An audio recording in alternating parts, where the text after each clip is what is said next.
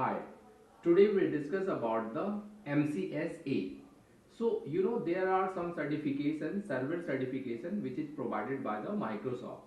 Previous that was server 2012, then after server 2016, and after 16 that was 2019.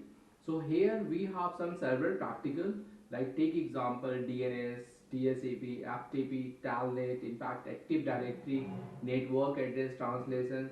So we have many server topics in server 2016 and server 2019. If you want to work as a system administrator, if you want to work as a desktop engineer with anyone good company, with a good profile, with a good salary in India, in abroad, you must have the strong knowledge of MCSA. And in MCSA there will be 3 papers, and if we talk about the MCSE, 2 other papers will be added, that is the based on the designing. This is the small thing about the Microsoft certification and training. Later we will discuss more things. Thank you and all the best.